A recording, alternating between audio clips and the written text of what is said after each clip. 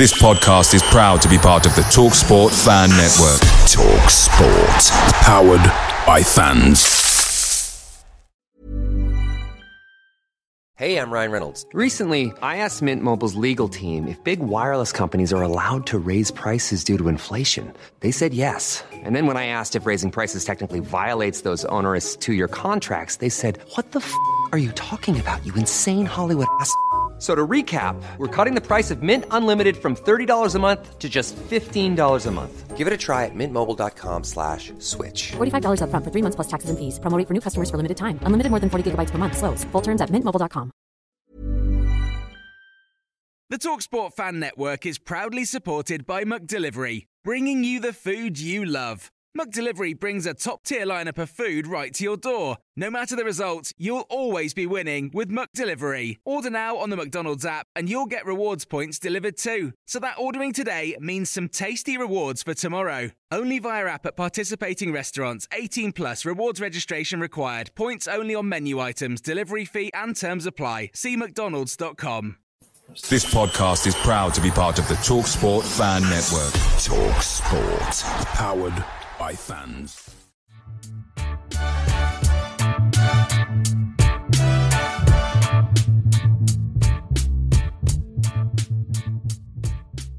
Hi and welcome to the next edition of The Away End. I'm Craig Courtney and I'm joined this evening by Stu from the Coventry City podcast, All Things Sky Blue. So, Stu, thank you very much indeed for joining us and sparing us some time. No, thank you for having me on.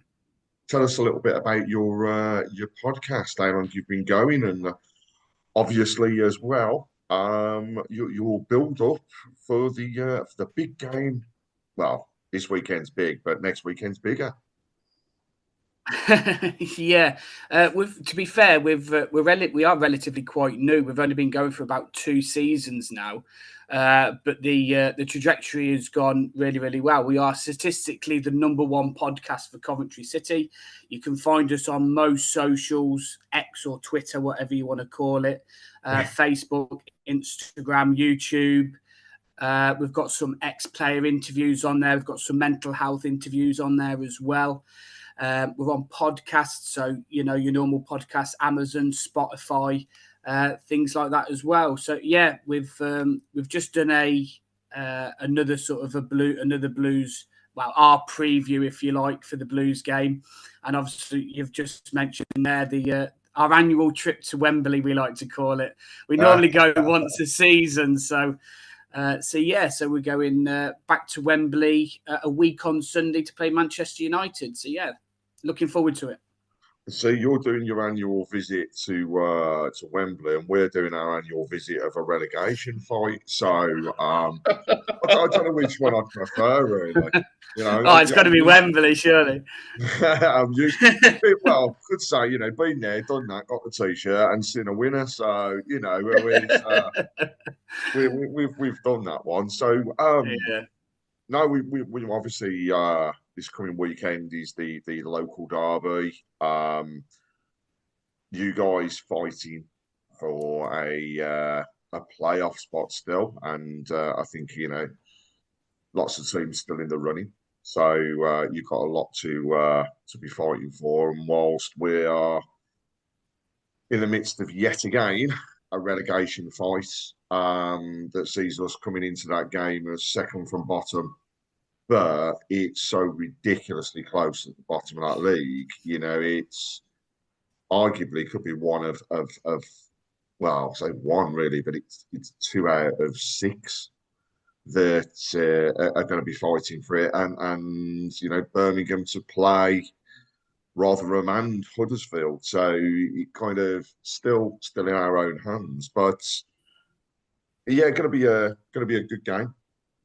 Yeah, it's always tight, isn't it? Anyway, I know the past 2 games that we've won has been by 2 goals. The past 2 games, obviously, our place earlier on in the season, obviously the end of last season, but generally they are always quite tight. And I think over the history of the games that we've played, there's not much in it I think there's No.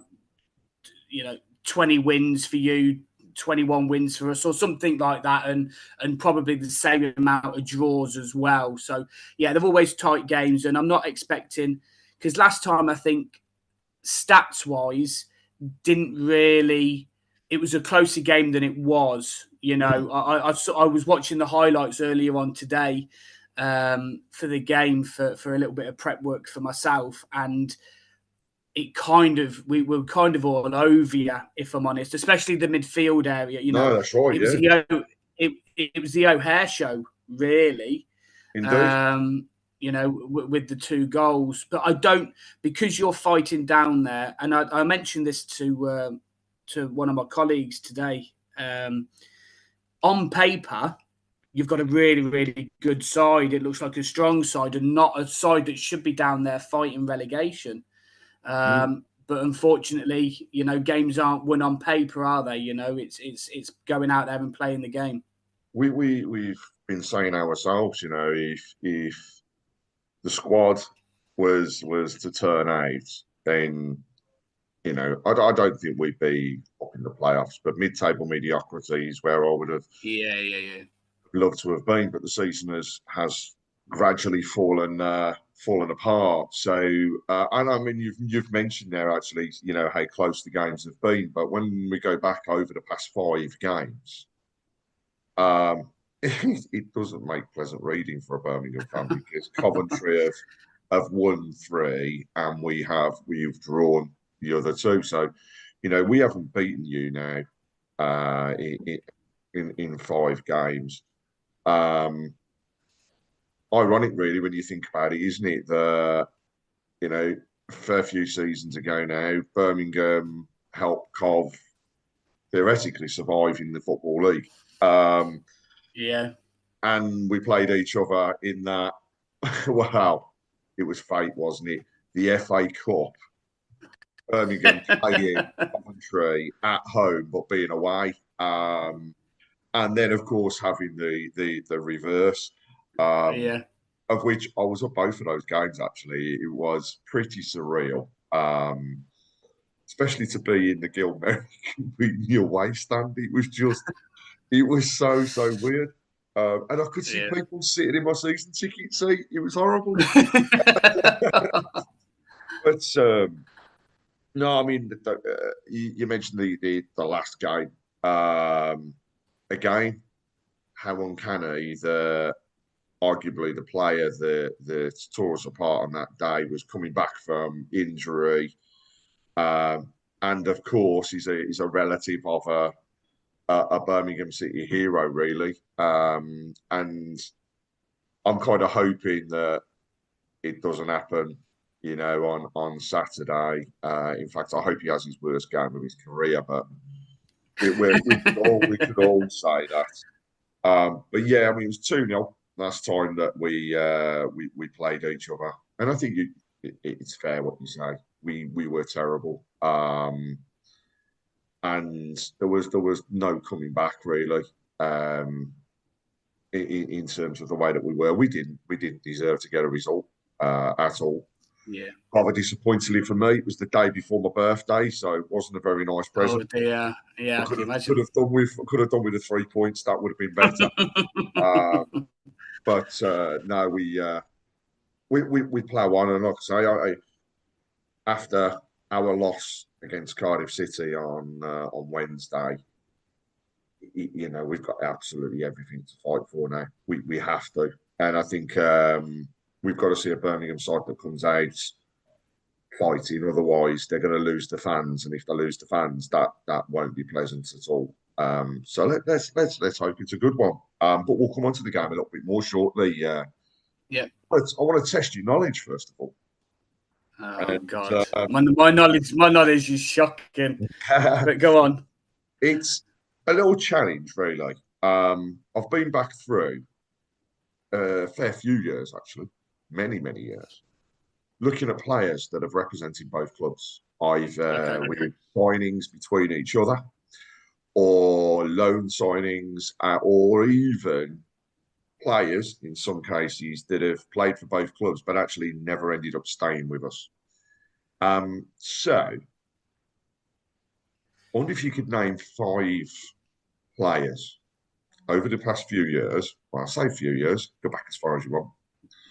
Okay. That have represented both Birmingham and Coventry, either loans between the clubs, permanent signings between the clubs, or loans from their own clubs, and then ended up playing for both. Okay.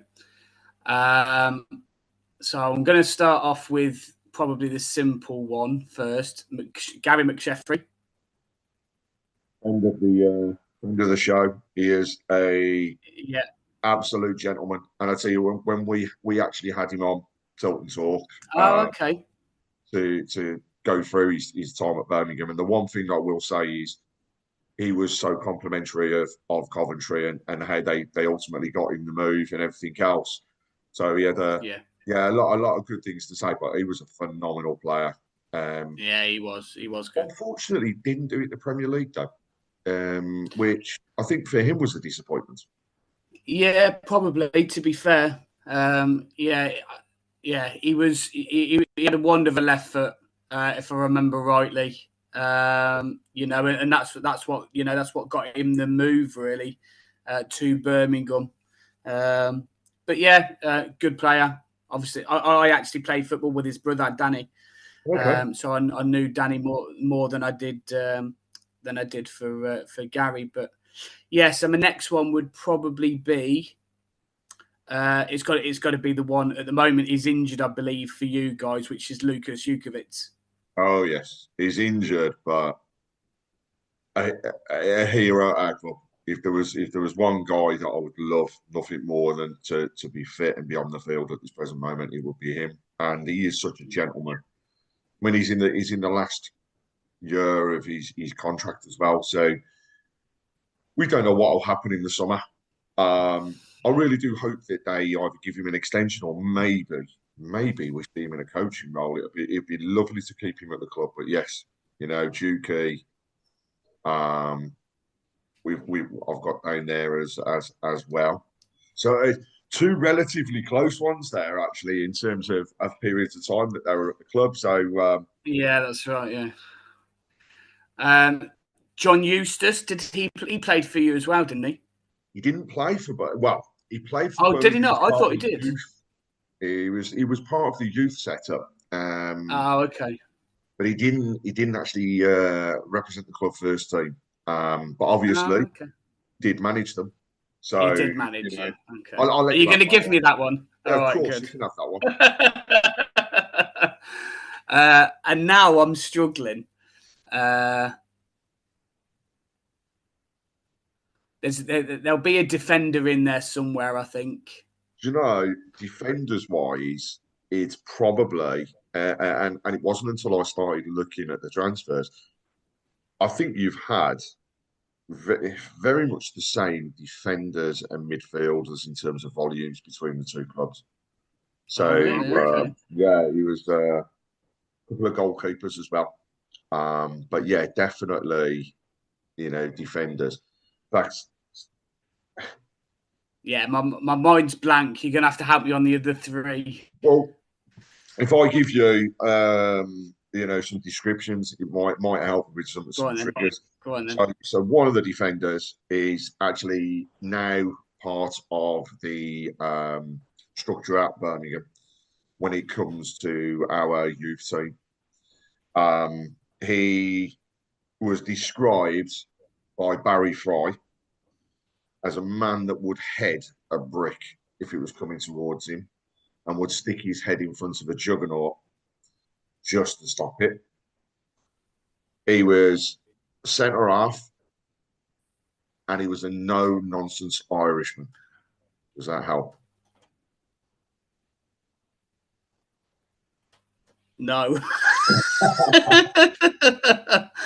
Go on. Who? Sorry, you just cut out on me. Liam Daesh. Oh, of course, Daesh. Yes. Yeah. Okay. And all right. Another, I'll go through a few of the other names as well. But when we talk about defensive players, in fact, let's start off in goal. because one of these I didn't realise had actually come to Coventry, albeit it was on loan, and that was Ian Bennett. So Yes. Yeah. he was there for a short period. Another goalkeeper that you've had, David Stockdale. Of course, very short loan, but was... Of course, that was a short loan. Yeah. Defenders-wise, you've had Gary Breen. Did Breen play for you, did he? He did indeed. Okay. Jake Clark-Salter, of course, at QPR. At the Oh, moment. God, yeah. Both clubs. That's more recent as well. Bloody hell. It is. Peter Ramage. Okay, that's going back. That's going back a bit. It is indeed. Callum Riley was another one who represented both clubs. Okay. No, I wouldn't have got him. Scotty Dan, again, another centre half. So it's the third centre half that we've had from you. Oh, God Almighty. And then going back a little bit further, we've even had David Burrows. So. Okay. Yeah. And then finally, I think I'd rate him as our best ever left back, and that's Martin Granger. I think he was at loan towards the end of his time. Of course, yes, he was. Yeah. And then other players that have represented both clubs. Peter Unlove, of course. He signed for Trevor when Trevor first came to the club, with Dele Adebola as well. You've mentioned Gary McSheffrey. You've mentioned Lucas Djukovic. Marlon King. The man. I was going to say Marlon, but I couldn't remember if he actually played for you. He did. He was, and again, friend of the show. He's just he was an absolute gentleman when he joined us. I'll never forget it. He's sitting down doing his interview, and all of a sudden he was like, "Oh yeah, I've got my room full of all my shirts," because we were just generally asking about wow, memorabilia, and he got up, took his camera and took us into this room, which was it was his gym, and it was phenomenal because all the walls were just covered in shirts. Nice. We've also got, of course, England under-21s manager himself, Lee Carsley. God, yeah, of course. Julian Gray and Stern John are a couple of others. Wow. And then, one person I totally forgot was David Rennie. I think he only represented Birmingham a few times. Okay. But also, for me, the guy that has arguably scored and should be remembered for scoring the best goal I've ever seen, and I think a lot of people have ever seen, at the old Twin Towers, Wembley. And that was in the cup final for Birmingham, and that was John Gale with his overhead kick. Oh, okay. So there's been quite a few. There has. And I mean, there were some others, I've got to say. I could have gone back into the 40s and the 50s, and there were players that were transferring over. And I was thinking, I wouldn't have a clue about these people. So didn't add them to the list. But it's uncanny how it has been, really. You look at it, a mixture. We could have formed an absolute fantastic team, really, when you look at those transfers. Clubs. Oh, God, yeah. Yeah, definitely. The one interesting thing was we've never had a manager that's been at both clubs. So the closest that it actually came to it, I think, would have been Eustace. Yeah. That was another one. Considering how close we are, it did. I was thinking to myself, really right, but I couldn't find any that overlapped. So. 1-800-Flowers.com is more than your birthday, anniversary, or just because gift-giving destination. We put our hearts into everything we do to help you celebrate all life's special occasions with friends and family. From our farmers and bakers, florists and makers, everything from 1-800-Flowers is made with love every step of the way, because we know that nothing is more important than delivering a smile. To learn more, visit 1-800-Flowers.com/ACAST. That's 1-800-Flowers.com/ACAST. Picture the scene. All of your mates around, you've got your McNugget share boxes ready to go. Partner this with your team playing champagne football. Perfect. Order McDelivery now on the McDonald's app. There's nothing quite like a McDelivery. At participating restaurants, 18 plus, serving times, delivery fee and terms apply. See mcdonalds.com. I can. Oh, go on in. Mowbray. Of course, yes. How could I forget Tony Mowbray? And I should say, he's continuing with his return from ill health and hoping to see Tony back in the summer. In the championship. That's the way I'm looking at it. We wish him all the best as well. So good game, I think. We started off by talking about it here, but we're coming into the game at the weekend. But I mean, as a Cov fan, where did you think you would be at this point in the season? What was your expectations as you started the season? And dare I say, did you ever dream that you'd be in an FA Cup semi-final? Right. So the FA Cup final, no, that was, we've got a rich history of going out in the third round against non-league sides and stuff. Last season against Wrexham, with all that, I don't want to say sort of all the entourage that goes along with Wrexham, that took over that area. But, to get into a semi-final, to go through the teams that we had, and play the way that we have as well in the FA Cup. 6-2 against Oxford. Nobody wanted us to beat Maidstone because of the Maidstone sort of dream that was going on. It was like So they were all difficult games to go into, and then for me probably. The quarterfinal was arguably there was some really good games that weekend. And, I think ours probably just, again, I'm being biased slightly, but I think ours just pipped it really against Wolves. 3-2, last minute goal by Haji Wright. But if you'd given me, if you gave me 10th place at the start of the season and an FA Cup semi-final, I would have probably snapped your hands off. People that do listen to the podcasts, our podcast, I said from word go that we're a top 8 side. So top 8 doesn't surprise me.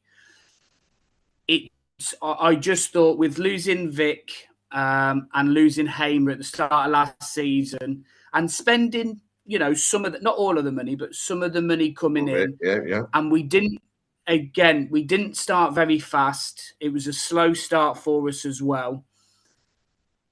I didn't know whether we would be able to get into that top 6. But to be competing, I think that we will get in the top 6. I think it will be on goal difference. I think we'll be level on points, but I think we'll just sneak in. Playoff place, a semi-final. The honest answer is I did the preview for the Man United. And I've predicted that we'll win 4-2. I think there'll be goals, but I think we'll win 4-2. So I'm going to say a playoff place and the final of the FA Cup. 2 trips to Wembley. You can't ask for much more than that. Maybe 3. It could be 3, couldn't it? Yeah, I mean, it could. The one thing I think you've got and that you've maintained is momentum. And, Robbins has got a group of players. They don't just fight for their positions, but the camaraderie you can see is there.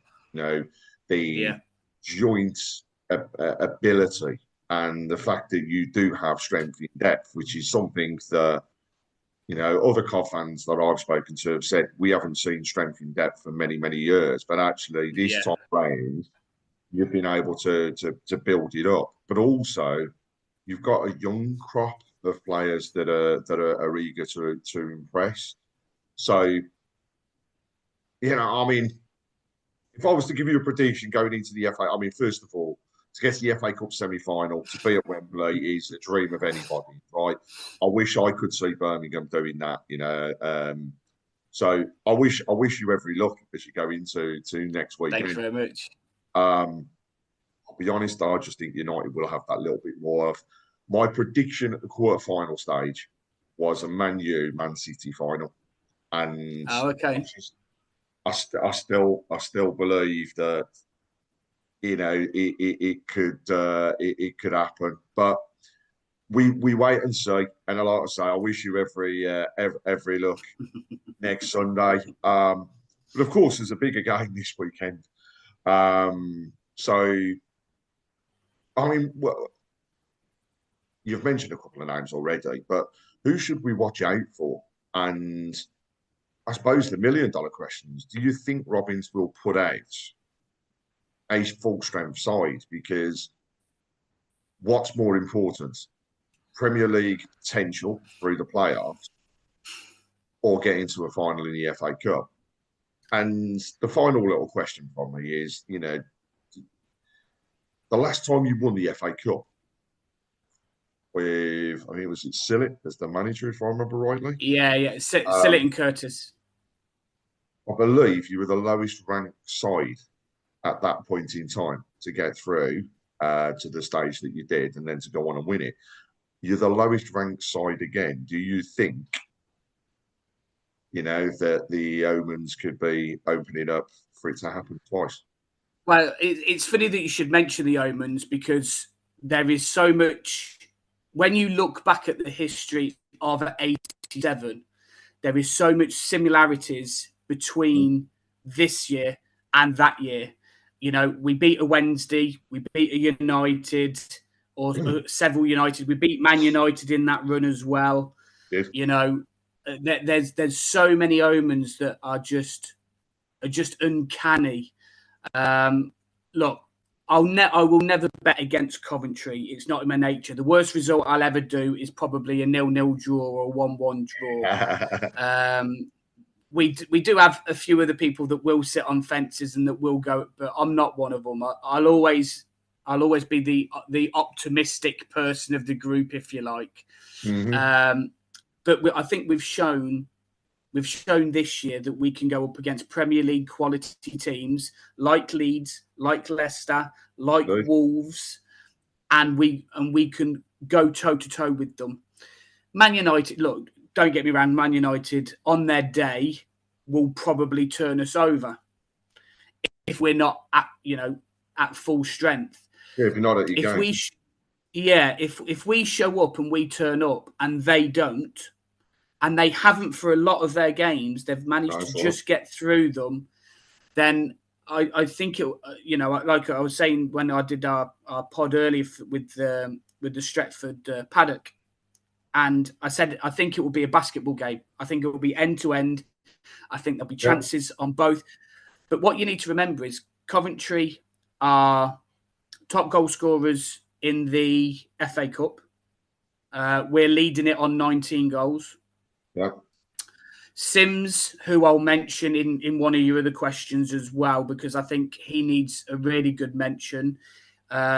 He scored a hat-trick against Maidstone in the FA Cup. Right.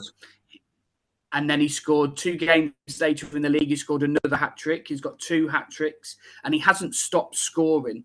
Apart from against Southampton, he's scored in pretty much every game, bar one, I think. He's level on goals in the FA Cup with Erling Haaland on 5 goals apiece. So he's in good company. But it's, and again, just like we had the camaraderie in 87 and a feel-good factor, it's exactly the same now. It started off last year and it started off slow, but we're, like you mentioned, it's momentum going into games. And it continues, yeah. And at the moment, that's what we've got. We have a little bit of a blip, like we've had a blip against Preston. and we had a blip against. We started off slow against Southampton on Tuesday, but second half we played a little bit better. But against better opposition, talking about obviously Man United, we raise our games, and it's not like we haven't won at Wembley. We've won at Wembley a couple of times now. The third trip in the playoff final last year, has been our only blip at Wembley, really. And some of the players that are new, they've been to Wembley as well. The likes of Kitchen, the likes of Thomas, Collins. Them backs, the goalkeeper and the two centre halves. They were at Barnsley in the playoff final, so that it's not going to be. They're not going to be overawed by the occasion. They've been there. They know what it's about. So I think that puts in a little bit good stead as well. So what do you think to the game on Saturday then? What's your prediction? Well, yes, yes, I will say never done one of these where the opposition has not backed their own team. So and I expect no different this time. I don't think it's going to be an easy game. I think it will be a hard game because you're scrapping for your lives as well, just as much we are at the other end. We are due a clean sheet because we haven't had one in a while. So I think we do keep a clean sheet. I don't think it's going to be a runaway, so I'm not going to say something stupid like 4-5 because I don't think it's going to be that. I think I am going to go for a 2-0. On my other one, I went for a 2-0. So the past two games have been both 2-0 to us. Mm-hmm. So I'm going to go 2-0 again. I'm surprise. Even though we were very poor once we conceded against Cardiff. Sorry, that the players got booed off the pitch. There has been a lot of things said. There were things said in the dressing room after the game. I believe that may be the rocket that they need to help them get away from the situation we're in. But I don't think it'll be a high-scoring game. I think it will be scrappy. I think we'll have two teams, neither of which want to lose. Yeah. Probably midfields will, quash each other, really. I think they did. Yeah, and that's where the fight in the previous games has very much been similar. Midfields have always battled against each other, but it's led with a mistake, or I've seen some horrendous officiating as well. Birmingham have played Cov. So I'm actually going to, I really do believe that we can get a 1-0 win. I don't think it'll be any more. Okay. I will be ecstatic if it's more. But I just think if they come with the fire in the belly that I really hope they do after Wednesday evening, then that could help us. And it could well be in our own hands as well, because Plymouth are playing Friday evening. So they're up against Leicester. So, we're all hoping that Leicester give them a drubbing so that they can go top of the league and keep Plymouth down there. But, if that happens, then again, a draw is enough to get us out. But it's a draw was good. It's not enough for the fans. We need to see 3 points, and we need to see a clean sheet actually. So it's going to be really tight, really tough to call. But I'll go with a 1-0 to Birmingham. What do you think would happen if you guys go 1-0 down early? Do you think things will turn? Yeah, I mean, Wednesday night was an example of where we were holding Cardiff. We made a big mistake trying to play the ball out, lost it in midfield. They had a brilliant piece of play, which resulted in their goal. But at that point, it was as though the stadium had just been emptied, because it went from far from a raucous atmosphere, but, we were behind them and everything else. And it went to a point that it was definitely silence and you could just look around and see people, heads down, heads away from it. The players were exactly the same. So if they do go behind, can I honestly see us scoring 2 goals? No. And in fact, couldn't tell you the last time that actually happened where Birmingham went behind and came back to win a game. Okay. So, we've got a lone striker at the end of the day. That might change. It might be that one of the youngsters gets a crack. But we've got a lone striker at the moment, and he's young. Stansfield, his first season, arguably in this level of football. And we're almost solely reliant on him to go and score the goals to put us in the situation. Like you said earlier, love to have Djukovic. Djuki would be the difference. Djuki would be that person that's not afraid to take the ball by the horns and give people a go as well. So, I mean, if it's like Cardiff, we can hold, we can be hard to get around. But we've just got those mistakes in us. But we are due that clean sheet, and we're due that win. The Preston game was the last one a few weeks ago. But it was only a 1-0. And to be honest, it came because we had such a spot of luck when not one player fell, but 2 players fell. So, Stansfield then was through on goal. So it's going to be tough. As always, I've got a fair few friends at work who are Coventry fans that have already told me if they win, I've got to buy the coffees. So I've made it a little bit different. And, I'll buy the coffees if they win. It's no problem at all. I've told them they've got to buy me breakfast. So that's the one that's more expensive. Yeah, too right. So, no, it'll be good. But are you going yourself? No, I'm not going to this one. To be fair, the tickets went so fast that it was, Birmingham's always a quick seller anyway. And you've only got 2 just because of the rivalry. So it's So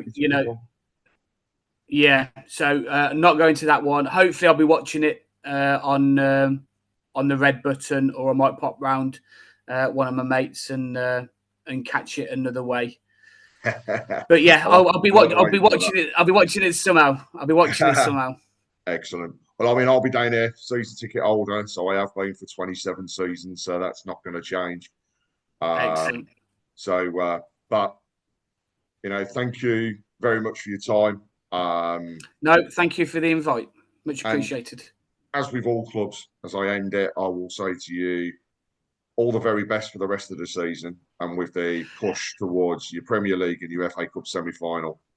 But I hope on Saturday you have an absolutely fire game, and that your players don't turn up.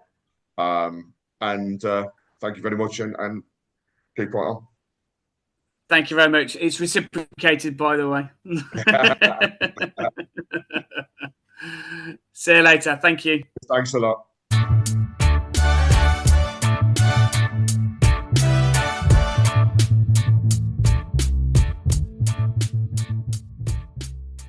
Away days are great, but there's nothing quite like playing at home. The same goes for McDonald's. Maximise your home ground advantage with McDelivery. Order now on the McDonald's app. At participating restaurants, 18 plus, serving times, delivery fee and terms apply. See mcdonalds.com.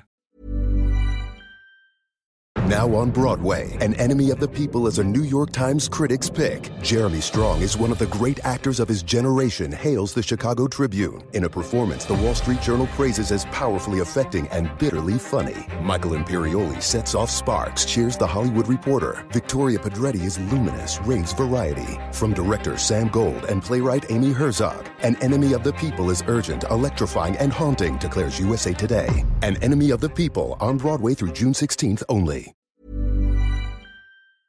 This podcast is proud to be part of the TalkSport Fan Network. TalkSport. Powered by fans.